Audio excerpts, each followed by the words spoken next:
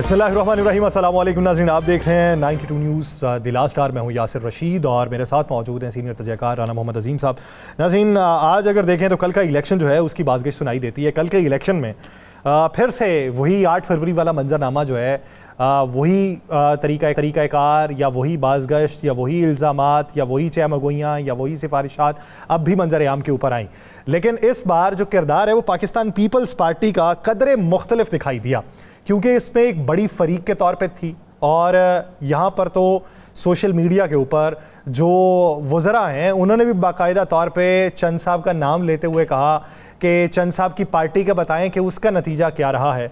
और चंद साहब ने वो जो चीज़ें खोल के मंजर आम के ऊपर रखी हैं और उन्होंने अपनी किससे कुर्बत का नतीजा करार दिया ख़ुद को वोट ना पड़ना, उसके ऊपर भी बात की जाएगी। और बात की जाएगी इस वक्त बैनुल-अक़वामी मंजरनामे के ऊपर भी कि यूक्रेन और रशिया का जो मामला है, और आज जो एक बैठक सजनी है टर्की के अंदर, और तुर्किया में जो दोनों ममालिक के वफूद जो हैं उन्होंने मुलाकात करनी है और जंगबंदी के हवाले से बात को चलाना है, उसके ऊपर भी बात करेंगे। और फिर बात बजट के हवाले से भी की जाएगी। राना साहब लीग के लाड़े लग गए, तो नून लीग लेने आ रहे हो गए सर? बिस्मिल्लाहिर्रहमानिर्रहीम, अस्सलातु वस्सलामु अलैका या सय्यदी या रसूलल्लाह, अस्सलातु वस्सलामु अलैका या सय्यदी या हबीबल्लाह। ताजदार ख़त्म नबूवत जिंदाबाद जिंदाबाद। यासर, जो कल का इलेक्शन था ना, इसे सिर्फ कल का इलेक्शन ना देखें। मैं आपको बिल्कुल हकीकत कह रहा हूँ। मैंने कल पूरा इलेक्शन, बस इलेक्शन के पोलिंग ख़त्म होने तक मैं तकरीबन वहीं पे फिरता रहा। छुट्टी भी थी मेरी। मुझे सियालकोट में मेरे एक रिलेटिव का एक मसला भी था, फंक्शन भी छोटा सा था, सारी चीज़ें थी, तो मैंने कहा इलेक्शन भी देखते हैं। तो मैंने उस इलेक्शन की बहुत सी चीज़ें देखी। टर्न आउट बहुत कम था। कम था? बहुत कम था। कम नहीं था, बहुत कम था। अच्छा। जिसके लिए मैं चैलेंज से कहता हूं कि कोई भी शख्स सामने बैठ के इस बात को देख ले। यह जरूर था कि जो निकला था वोट, उसमें अक्सरियत पीटीआई की थी। यानी जो वोट अभी तक बना, कुल वोट, क्या उतना टर्न आउट था? अल्लाह माफ करे यार, खुदा का वास्ता यार। या सर क्या मुझे समझ नहीं आती, और किस चीज का गुस्सा निकाल रहे हो? नहीं, मैंने वैसे पूछा। मैंने कहा शायद जो वोट निकले हैं। हाँ। कभी इस पाकिस्तान के ज़िमनी इलेक्शन में ऐसा हुआ? ये पड़ा वोट जी इनको 78,702। जनरल इलेक्शन में वोट पड़ा था 58,385 इनके वालिद मोहतरम को, हिना अरशद के वालिद मोहतरम को। फाहर को पड़ा है 39,018 सॉरी, उस वक्त पड़ा था 49,850। नहीं, ये मैं अभी दो करते, बाकी तो तहरीक लब्बैक तीसरे नंबर पे थी। अभी 10,000 पिछले से कम हो गया, तो उनको 20,000 पिछले से बढ़ गया। मुझे एक बात बता दें, कौन सा पाकिस्तान का पोलिंग इलेक्शन ऐसा, ज़िमनी इलेक्शन ऐसा है? कौन सा? ये वाला। बस यही मैं कहता हूँ, ये बात है सर। इस इलेक्शन में दो चीज़ें बड़ी क्लियर होगी। आप यही लगा लें, मैं कहना इसी इलेक्शन का इसी रिजल्ट को रख ले सामने। तहरीक इंसाफ है? किस तरह नहीं है? फाहर किसका उम्मीदवार था? पाकिस्तान तहरीक इंसाफ का। तहरीक इंसाफ का वोट बैंक है ना? वोट बैंक हाँ है, खड़ा है ना? खड़ा। कम तो नहीं हुआ? चले 39,000। मैं एक बात कह रहा सर, ये तो उनके आए ना, फिगर आए हैं। जो फार्म 47 है, उस वो जो फार्म 47, 45 के तहत बनाया गया है। एक कानून है, कानून के मुताबिक, मैं आपको एक कानून बता देता हूं। उस कानून के मुताबिक एपीओ जो होता है ना, जो असिस्टेंट प्रिजाइडिंग ऑफिसर है, उसकी मोहर, साइन और साथ उस शख्स के साइन जरूरी हैं जो रिजल्ट ले रहा है, पोलिंग एजेंट के। पोलिंग एजेंट के, ठीक है। अब जो तहरीक इंसाफ के पास फार्म 45 है, उसमें वो सारी चीज़ें मौजूद हैं और एक से ज़्यादा पोलिंग एजेंटों के साइन है साथ। यानी बाकी जो दूसरी पार्टीज के होंगे, जो मुस्लिम लीग नून के पास है उसमें किसी जगह भी तहरीक इंसाफ के पोलिंग एजेंट के साइन नहीं। पीपल्स पार्टी वाले नहीं, वो भी नहीं, नहीं, टीएलपी भी नहीं होगा? नहीं। अब एक जगह पर 4,800 वोट हैं तो वहां पर 4500 वोट कास्ट नहीं हो सकते। या सर, जनरल इलेक्शन में नहीं हुए तो अब कौन से वोट कास्ट हो गए? मुझे एक बात बता देना। लीग ने पंजाब में कारनामे सरअंजाम दिए तो उसकी बुनियाद पे होगा। बिल्कुल, मैं कह रहा हूं फिर नदीम अफजल चंद झूठ बोल रहे, फिर नदीम अफजल चंद झूठ बोल रहे। चले मान लीजिए ये कारनामे है, रिटर्निंग अफसर के दफ्तर से पहले कंटेनर क्यों लगाए गए? पोलिंग एजेंट्स को बाहर क्यों निकाला गया? फिर एक वीडियो वायरल हुई जिसमें लोग कह रहे हैं कि जनाब ये देखें, ये बंदा रिजल्ट लेके भाग रहा है, हमें रिजल्ट की कॉपी नहीं दे रहा। बताओ, उस पर FIR हो गई है उन लोगों पे जो रोक रहे हैं उसे।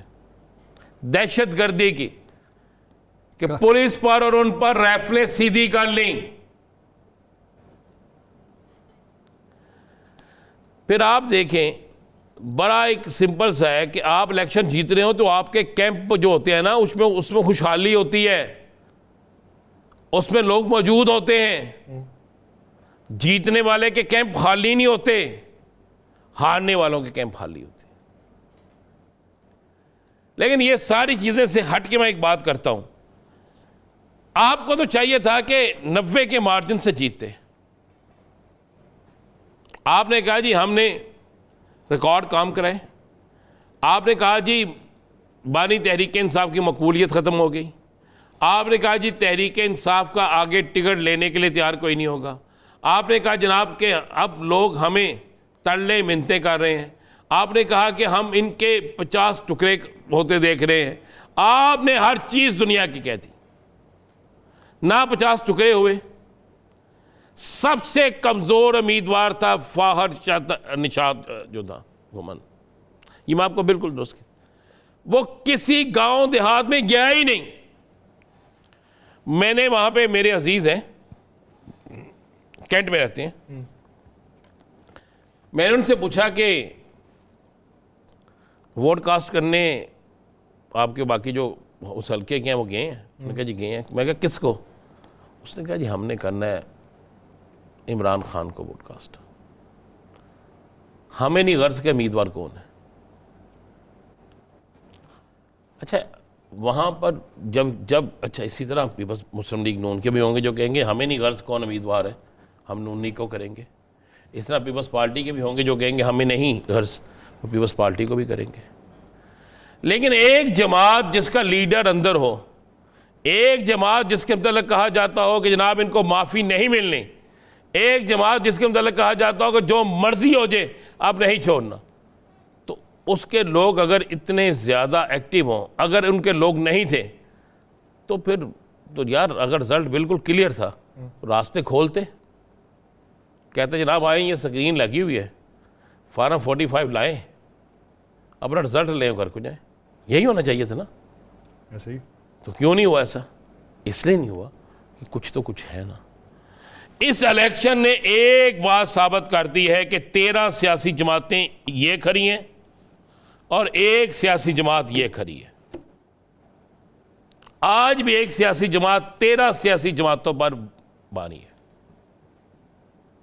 आज भी एक सियासी जमात 17 जमातों पर 17 लोगों पर बारी है।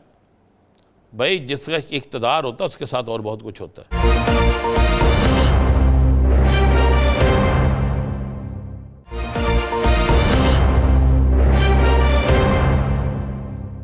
सियालकोट तो वैसे बड़ा मशहूर है, यहाँ पे भी आपको पता ना एक धुंध भर जाती होती है तहरीक इंसाफ के दिनों में, अजान है ना आपको। तो अब ये सारा जो है सिलसिला है, और वो हल्का भी ऐसे, ये वही हल्का है, NA हल्का वही है ये, तो इसको कर्मा कहेंगे, इसको बल्कि गर्मा ही कहें। तो आज लोगों ने सवाल पूछा ना मियाँ साहब से, 2 सवाल पूछे, एक का जवाब दे दिया, एक का नहीं दिया मियाँ साहब ने। सुना ना आपने? ये सब लेने क्या गए? चेकअप के लिए गए हैं। कहा यही गया है कि वो चेकअप के लिए गए हैं, चेकअप मुकम्मल हो जाएगा, खैरोफियत से वो नहीं, जो कहा गया आपने वही सुना है? जो कहा गया मैंने वही सुना है। अच्छा, कुछ और सुनेंगे तो फिर सुनाना पड़ेगा, जब सुनाना पड़ेगा तो फिर बहुत कुछ सुनना भी पड़ेगा। लेकिन एक बात यासिर साहब, मैं आज आपको ये खबर दे रहा हूँ, इस इलेक्शन के रिज़ल्ट के बाद जो रिपोर्ट बनी है, वो रिपोर्ट जो हर इलेक्शन रिज़ल्ट के बाद एक सरकारी रिपोर्ट बन के जाती है, उस सरकारी रिपोर्ट ने बहुत से लोगों के होश उड़ा के रख दिए। उसमें तो सच लिखना था ना। उसमें क्या था? सब कुछ बयान था उसमें।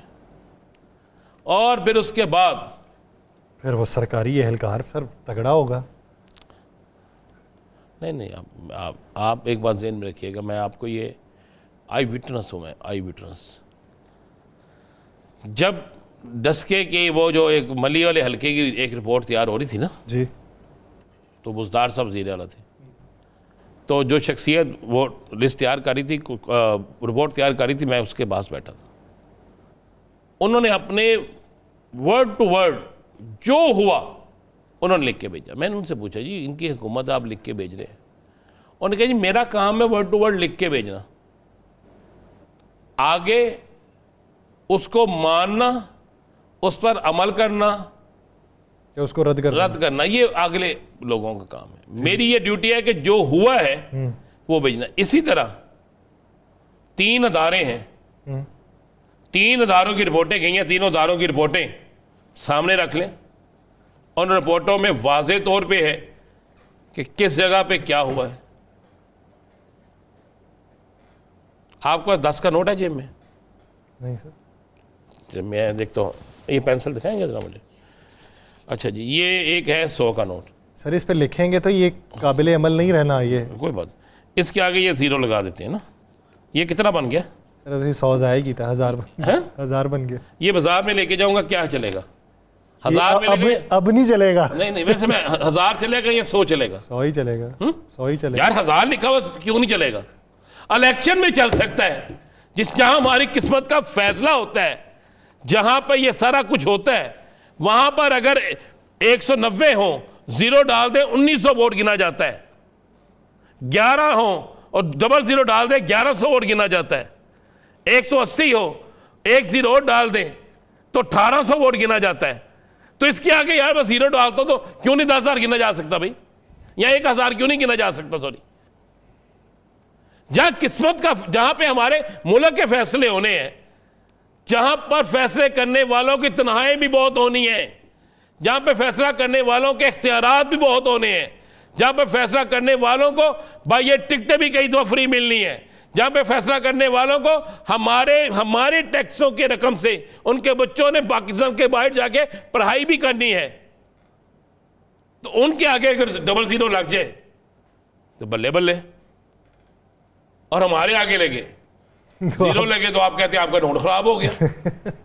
आगे लगे बाकी भी गायब हो जाने ना, क्योंकि वो चलने की काबिल तो रहना नहीं। नाज़रीन, इसी मंजरनामे को आगे बढ़ाएंगे। अभी इलेक्शन के नताइज के हवाले से बात चल रही थी और फिर इसको आगे बढ़ाते हुए लेके चलेंगे पाकिस्तान के आने वाले बजट पर। इसी बीच में हमें ज्वाइन कर चुके हैं पाकिस्तान मुस्लिम लीग नून के रहनुमा अली गौहर बलोच साहब, और पाकिस्तान तहरीक इंसाफ के रहनुमा शौकत बसरा साहब कुछ ही देर में हमें ज्वाइन करेंगे। अली गौहर बलोच साहब, एक तो मुबारक हो जी, कल इलेक्शन जीत गए, लेकिन वो चंद साहब कहते हैं ना वोट सानू पे ने ना नून लीग नू पे ने। वो चंद साहब किस रास्ते पर चले हुए हैं? बिस्मिल्लाहिर्रहमानिर्रहीम। देखें, इत्तेहादी होना एक अलग बात है, लेकिन इत्तेहाद में मुख्तलिफ पार्टीज हैं जो एक दूसरे के मद्दे मुकाबिल जनरल इलेक्शन में कॉन्टेस्ट करके आए हैं, और हमारा कोई इंतखाबी इत्तेहाद तो है नहीं पीपल्स पार्टी और नून लीग का, ना ही कोई सीट एडजस्टमेंट है। तो लिहाजा चंद साहब की बात बड़ी क्लियरली समझ में आती है जो वो कह रहे हैं।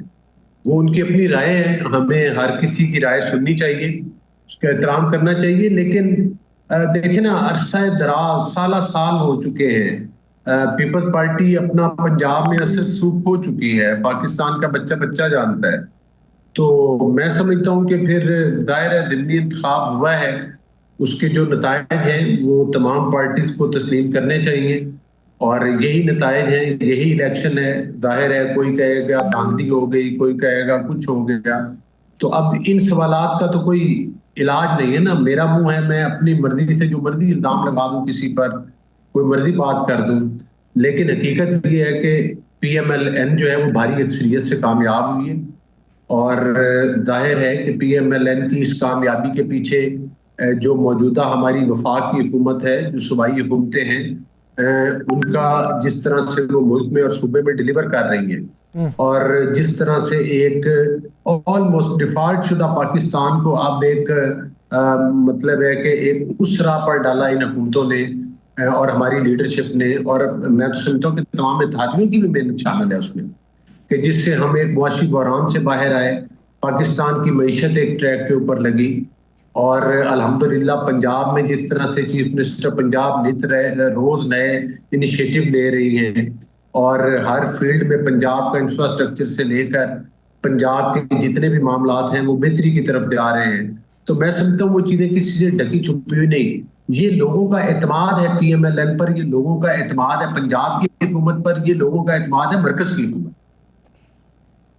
अच्छा हनी कमरोल साहब, आप इलेक्शन लड़ते हैं, आपका एक बड़ा वसी तजर्बा है। ये जो फार्म 45 होता है, ये फार्म 45 क्या होता है और किस तरह मंजूर होता है? ये देखिए बात ये है कि कोई एक फॉर्म नहीं होता, फॉर्म जो है पूरे ये जो नंबर है 45, जाहिर है कि फॉर्म नंबर 1 भी होगा, 2 भी होगा, 3 भी होगा, और ये पूरे जो आपका इलेक्शन का प्रोसेस है उसमें जो जो चीजें भी आती हैं वो फॉर्म पे होती हैं। जाहिर है फॉर्म 45 जो है ये वो जो पोलिंग एजेंट्स को पोलिंग का जो मतलब है कि इंचार्ज होते हैं जो पोलिंग स्टेशन के, उनकी तरफ से जो दिया जाता है वो फॉर्म 45 है। फिर ये RO के ऑफिस में जाते हैं, वहां से फॉर्म 45 के मुताबिक फॉर्म 47 जारी होता है। तो ये पूरा इलेक्शन प्रोसीजर का हिस्सा है। अच्छा, इसमें सर हल्का सा मैं पूछना चाहूँगा, एक फॉर्म 45 है जिस पे एक वही जो वहाँ पे ऑफिसर है, जो वहाँ पे एक पोलिंग के अंदर ऑफिसर है, अगर वो साइन करता, अपने स्टैंप लगाता है, वो राना अजीम को भी दे देता है, और वही फॉर्म 45 जो है वो यासर रशीद को भी दे देता है, लेकिन दोनों के ऊपर रिजल्ट चेंज होता है। तो फिर उसमें हम किसके ज़िम्मेदार करार देंगे? देखिए बिल्कुल आपने बड़ा अच्छा सवाल किया। देखिए हर चीज़ के फॉर्म मौजूद हैं। जाहिर है कि अगर किसी को ये चाहे वो PMLN हो चाहे वो कोई और पार्टी हो, अगर इलेक्शन से रिलेटेड वो कोई रेड पिटीशन करना चाहें, कोई इतराज़ दाखिल करना चाहें, इलेक्शन कमीशन का इदारा मौजूद है, इलेक्शन ट्रिब्यूनल मौजूद है, और दीगर फॉर्म भी मौजूद हैं, तो वो तो जाहिर है उसका भी जिस तरह से फॉर्म 47 है, फॉर्म 45 है, एक इलेक्शन का प्रोसेस है, उससे अगला प्रोसेस भी मौजूद है। अब देखें, मैं एक यासिर साहब मेरे जब मेरा इलेक्शन चल रहा था मेरी कैंपेन के दौरान, आज जो बज़ाहिर रिजल्ट है उसमें मेरा 2100 का फर्क है MNA की सीट के ऊपर। और अगर PTI फॉलोवर से पूछा जाए, वो तो कहते हैं कि हल्कों में मतलब है कि PTI इतनी पॉपुलर है कि इधर तो 50-50, 60-60 हज़ार की लीड थी, तो ये तो जनाब सारा गलत हो गया। यासिर साहब ने खुद मेरा इलेक्शन किया, 2100 वोटों की फर्क के बावजूद, और मैं मतलब है मैंने वो सारा प्रोसीजर अडॉप्ट किया, मेरी रिकाउंटिंग हुई, मेरे साथ भी धांधली हुई, लेकिन एक प्रोपोगंडा उस वक्त चलाया गया PMLN के खिलाफ। तो अगर कोई PMLN का फाइल कर दे इतराज, तो वो समझा जाता है कि जी ये तो गलत कर रहा हूँ। ये एक माइंड मेकअप किया गया खास मकतबा फिक्र की तरफ। तो बहरहाल मकसद तो यही है कि किसी को कंप्लेंट है, वो फॉर्म 45 कौन सा ठीक है कौन सा गलत है, इसका फैसला या अदालतें के, जिसको भी इतराज है वो मुतलका फॉर्म पे जाए और अपना इतराज दाखिल करवाए कि ये गलत है।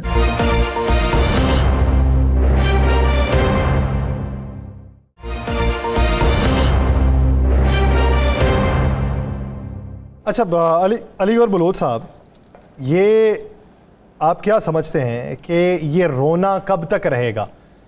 क्योंकि 8 फरवरी से ये चला, 8 फरवरी के बाद अब 1.5 साल होने को है, अभी भी वही रोना है। क्या अगले इलेक्शंस में भी हम यही देखेंगे या फिर इस सुकम को किसी तरीके से दूर भी किया जा सकता है? देखिए, बात यह है कि हमारे मुल्क में बड़े बड़े चैलेंजेस हमेशा आ रहे हैं और जहां तक PMLN की मैं नुमाइंदगी करता हूं, मैं अपनी पार्टी की बात करूंगा।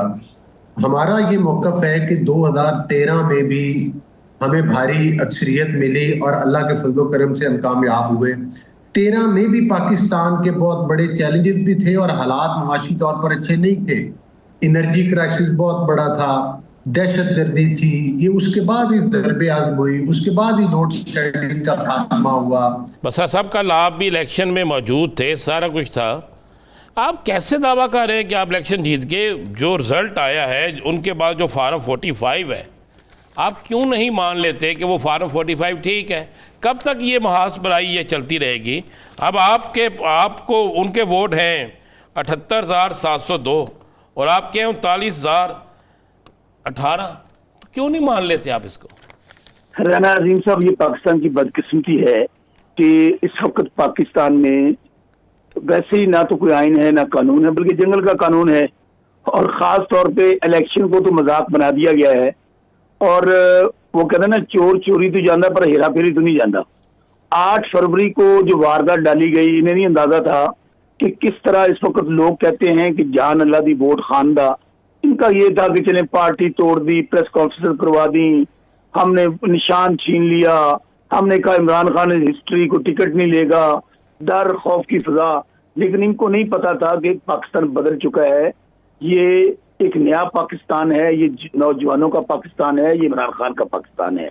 इन्होंने फिर रात को 8 तारीख को इलेक्शन हम जीत गए, 9 को फिर इन्होंने वारदातें डाल के फॉर्म 47 बनाना पड़ा और फॉर्म 45 में इनको फिगर चेंज करने पड़े, जिस तरह नवाज शरीफ को। सर जी इस इलेक्शन में आ जाएं, बस सब टाइम देखना। इसी इलेक्शन में आता हूँ, इसी रात को 3 बजे जब रिटर्निंग अफसर चेंज किया गया, इस इलेक्शन में वारदात ये डाली गई कि जो रिटर्निंग अफसर थे उनको अगवा करके ले गए 7 पुलिस वाले और हमारे जो बेचारे पोलिंग एजेंट्स थे उनको धक्के मारकर वहां से निकाल दिया गया। पोलिंग वहां पे जो कैंप बने हुए थे, और मैं आपको जो बात कह रहा हूँ, मैं मौके पे मौजूद था। रोपो वाली पोलिंग स्टेशन, आप उसके बाद मित्रा वाली, धीमल वाली, सब जगह पे ये मॉडल इख्तियार किया गया। और सबसे बढ़कर चले राना साहब, हम तो मुखालिफ हैं।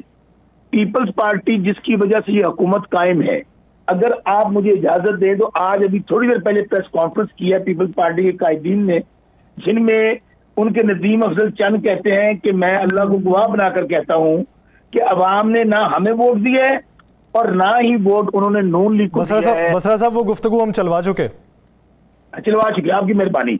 आपने फिर राजा अशरफ साहब का भी जरूर सुनवाया होगा, जिसमें उन्होंने ये कहा कि ये क्या गुंडागर्दी और बदमाशी है कि एक सीट के लिए आप लोगों ने वहां पर बदमाशी की, आपने वहां पर पोलिंग स्टेशन पर कब्जा किया और आपने मुखालफिन को बैठने नहीं दिया। ये किसके, ये हमारा बयान तो नहीं है, ये उनका बयान है। मैं उनको दोबारा एक लफ्ज रिपीट करता हूं, मैं हुकूमत का इत्तेहादी हूं, एक ही सीट की बात है, फ्री एंड फेयर इलेक्शन कराएं। कौन है जो उनको हिदायत दे रहा है आप जबरदस्ती करें, वोट छीन लें, वोट ना डालने दें, कब्जा कर लें और बदमाश बिठा दें? ये कौन कह रहा है? राजा परवेज अशरफ, साबिक वजीर आजम पाकिस्तान, जो इनके इत्तेहादी है, जिनकी वजह से आज हुकूमत कायम है। चलिए इसका जवाब ले लेते हैं, इसका जवाब ले लेते हैं। जी अली गौरव साहब। देखिए, बात ये है कि ये रोना धोना तो फिर इनका जारी है। ये अभी दहशतगर्दी की बात कर रहे थे, ये बताएं कि दहशतगर्दी वो होती है जब आप एक सूबाई हुकूमत के जरिए वफाक के ऊपर हमला आवर हो जाते हैं और नौजवानों के हाथों में कील वाली लाठियां पकड़ाते हैं और वफाक के ऊपर हमला आवर होते हैं। आप KPK की हुकूमत के आंसू गैस के शैल लेकर जो है वो इस्लामाबाद के ऊपर यलगार करते हैं और दहशतगर्दी के वाकयात करते हैं। नौजवानों के हाथों में डंडे और लाठियां पकड़ा के 9 मई जैसे वाकयात करते हैं। आज PMLL की वो हुकूमत है जिसने नौजवान के हाथ से आपकी पकड़ाई हुई लाठी और बंदूक छीनकर उसके हाथ में लैपटॉप पकड़ाया है, उसके हाथ में डिग्री पकड़ाई है, उसके हाथ में किताब पकड़ाई है, उसको अच्छी यूनिवर्सिटी दी है। आप लोग बताएं कि आपने KPK में तीसरी दफा की हुकूमत है, वहां पर कौन सा तीर मार दिया है? ना कोई आपने यूनिवर्सिटी बनाई, ना कोई आपने वहां पर नया कॉलेज बनाया, ना आज तक आप पेशावर को सेफ सिटी प्रोजेक्ट दे सके। आप लोग खुद RTS सिस्टम के जरिए आए। आपको जनरल जहीरुल इस्लाम और जनरल पाशा भूल गए जिन्होंने इस गुब्बारे में हवा भरी थी। आज तक आप लोगों ने तो वो छू मंत्र के जरिए पंजाब की हुकूमतें चलानी। जब पंजाब की हुकूमत दी तो वो बुजदार जिसकी पूरी PTI के लोग भी कहते थे कि यार ये किसको चीफ मिनिस्टर बना दिया गया और पंजाब का बेड़ा गर्क कर दिया गया, वो वक्त याद है ना आपको? और सिर्फ वजह ये थी कि एक फराग होगी और एक वो बुशरा बीबी साहिबा के जरिए जो है वो एक बनाया गया नेक्सस बनाया गया था पंजाब को लूटने के लिए और चोरी करने के लिए। आप तमाम पार्टी के हर लीडर को चोर और डाकू कहते थे।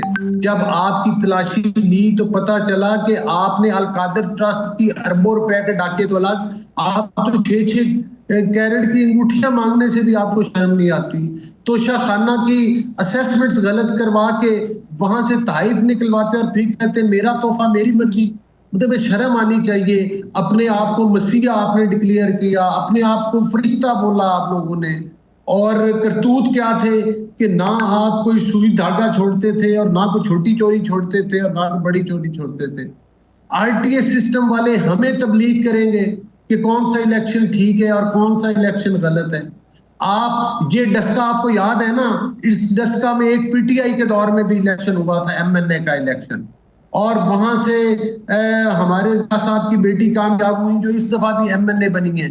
आप रंगे हाथों इसी डस्का में वोट चोरी करते हुए पकड़े गए थे जब आप कहते थे कि धुंध पड़ गई है, और उसके बाद वो इलेक्शन भी गलत करार दिया गया था। मेरा ख्याल है वही आईना काफी है आप लोगों को आईना दिखाने के लिए। आपको ये इलेक्शन के नतायज तस्लीम करने चाहिए। अली गौर बलोच साहब, ये पीपल्स पार्टी की नाराजगी दूर होगी?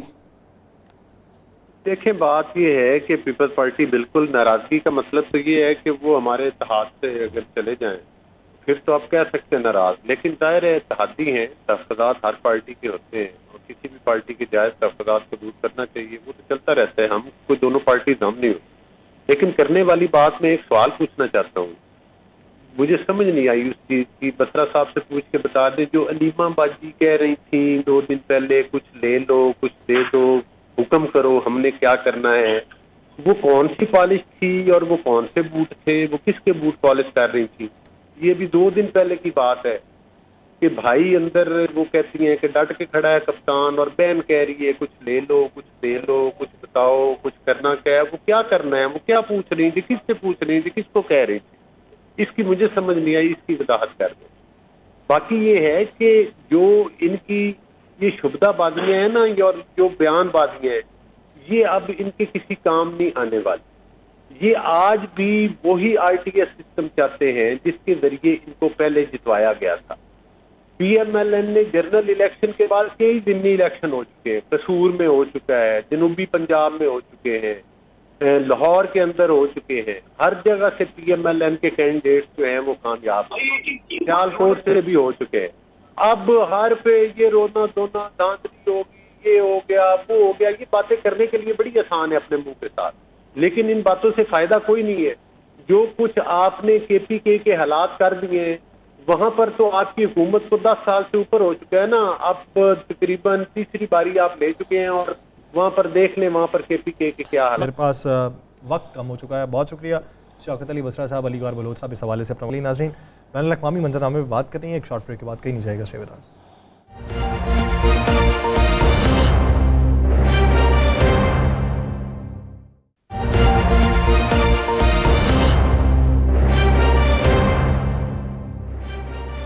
ब्रेक के बाद खुशामदीद नाज़रीन, बैनुल अक़वामी मंजरनामे में बात करते हैं। एक तरफ अगर देखा जाए इजराइल की तैयारियां और इजराइल का ये कहना कि गज़ा का महाज अगर बंद होता है तो हमारी पूरी तवज्जो जो है वो ईरान की तरफ होगी, और दूसरी तरफ यूक्रेन और रशिया की जंग जिसे अमेरिका ने रुकवाने की कोशिश की और अपने इत्तेहादी से राहें जुदा कर लीं और इत्तेहादी को बातें भी सुनाई, और वो एक छोटा मुल्क जो एक बड़े मुल्क के साथ जो है वो टकराया है, और सबसे बड़ा ड्रोन हमला, और जिस तरीके से वो किया गया कि जिस तरीके से वो छोटे ड्रोन बाकायदा ट्रक्स के अंदर छुपा के रशिया के अंदर भेजे गए और फिर वो हमला किया गया जो तारीख़ के बड़े हमलों में शुमार हो रहा है, और जिससे बिलियन डॉलर्स के अंदर नुकसान के हवाले से भी तखमीना मंजर आम पे आ रहा है।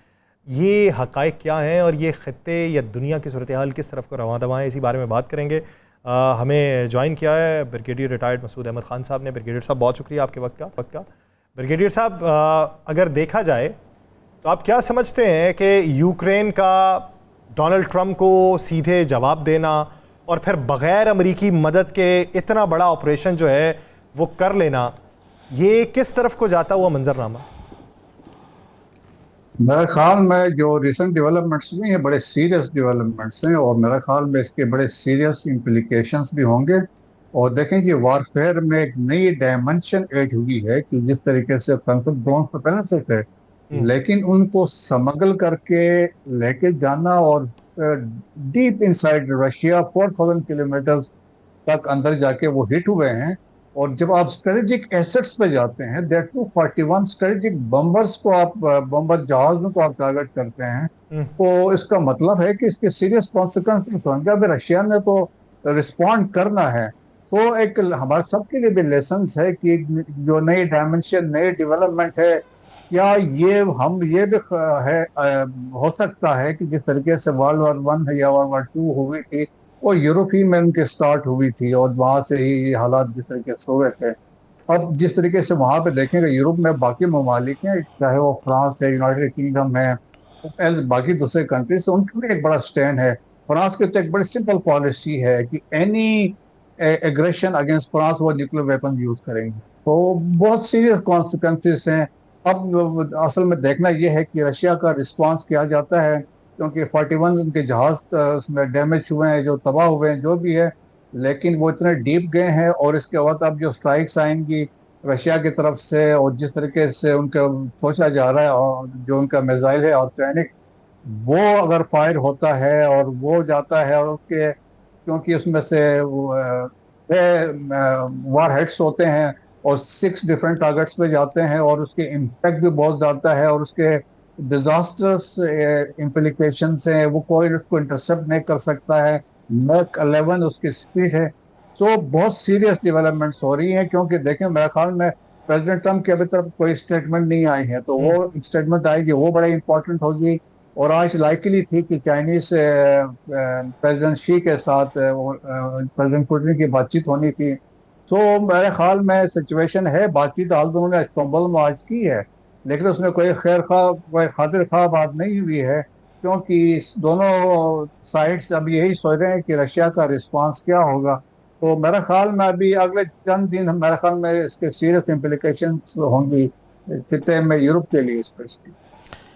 ब्रिगेडियर साहब, कहा जा रहा है, बहुत से तजियाकार ये बात कह रहे हैं और बहुत से इंटरनेशनल मीडिया इस बात को बाकायदा लिख रहा है कि ये प्लानिंग बहुत देर से चल रही थी और इस प्लानिंग में नेटो के साथ साथ अमेरिका भी शामिल है, और ये बात बड़े संजीदा हलकों में रूस के संजीदा हलकों में भी ये बात हो रही है और कहा जा रहा है कि रूस इसका बदला अपने तरीके से लेगा।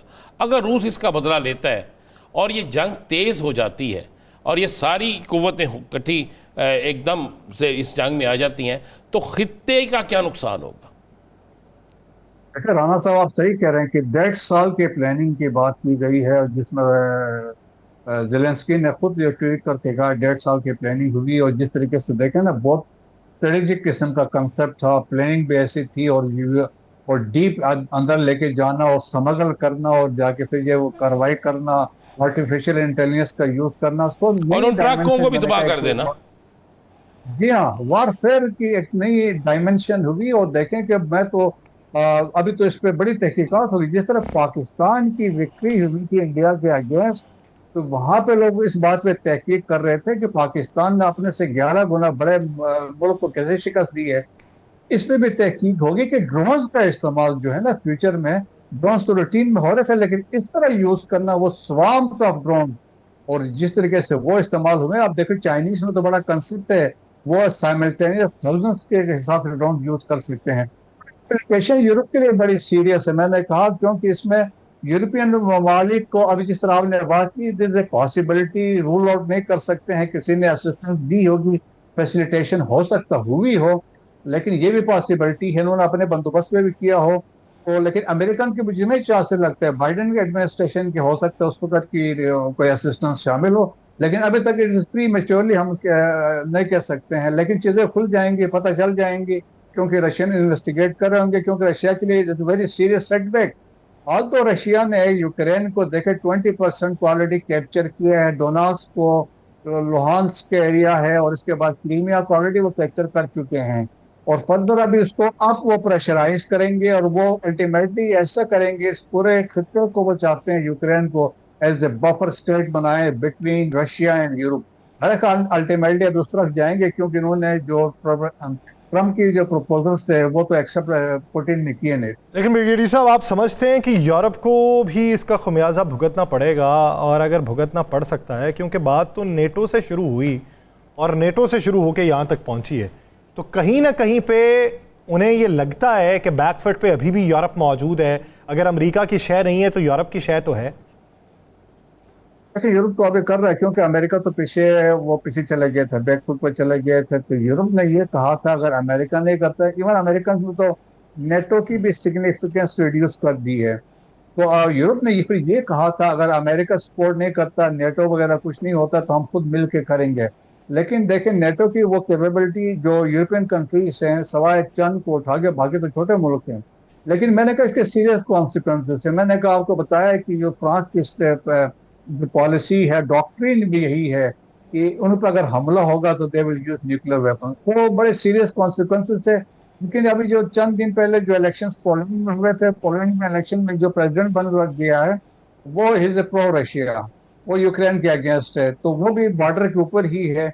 बड़ी डिफरेंट किस्म की डेवलपमेंट हो रही है। मेरा ख्याल में इसमें प्रेसिडेंट शी का बड़ा क्रेडिट किरदार होगा, और इसी तरह प्रेसिडेंट ट्रम्प भी दोबारा एक्टिव होंगे ताकि सिचुएशन को कंट्रोल किया जा सके। बट रिस्पांस रशिया की तरफ से जाएगा वो जो सवेर होगा।